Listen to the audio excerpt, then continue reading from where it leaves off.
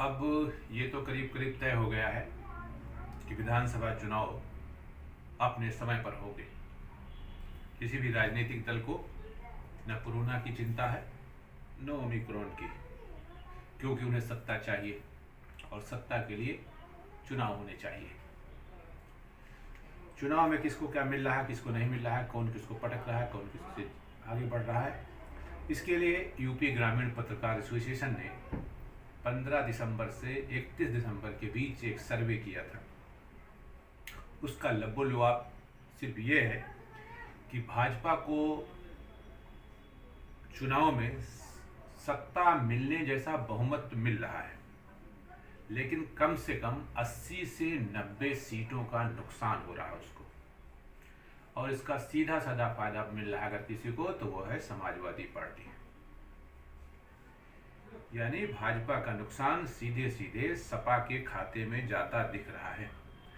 ऐसे में अगर मैं ये कहूं कि सपा को लगभग 150 सीटें मिल रही हैं तो गलत नहीं होगा, जबकि भाजपा को 215 से 225 सीटों के बीच में ही रहना होगा।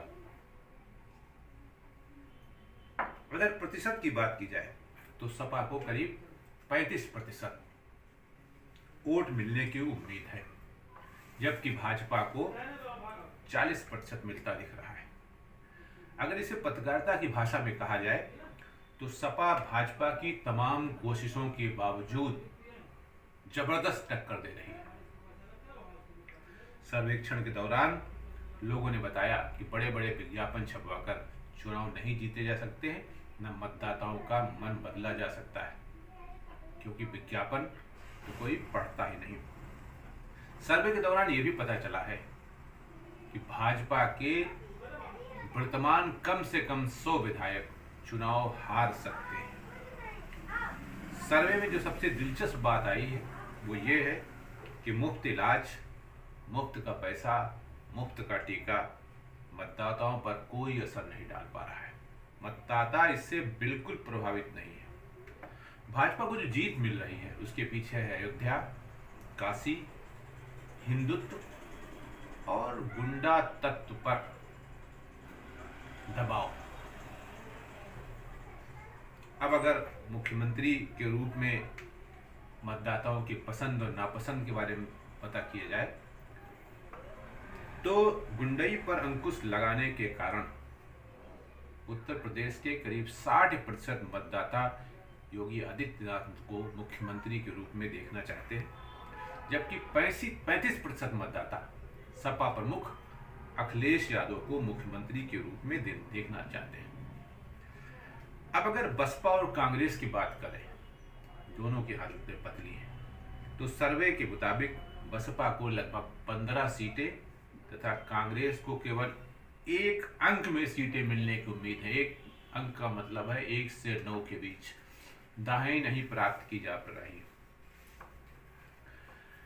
ऐसे में अगर ये कहा जाए कि चुनाव किस करवट बैठेगा, या ओबीसी कितना नुकसान करेंगे या शिवपाल जी कितना फायदा करेंगे, तो इसको अलग ढंग से देखना होगा।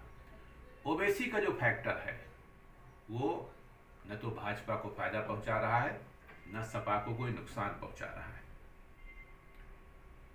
जबकि प्रसपा प्रमुख शिवपाल यादव जी, जो शिवपाल उनके साथ मिल रहे हैं अखिलेश जी के साथ, उससे समाजवादी पार्टी को फायदा पहुंच रहा है।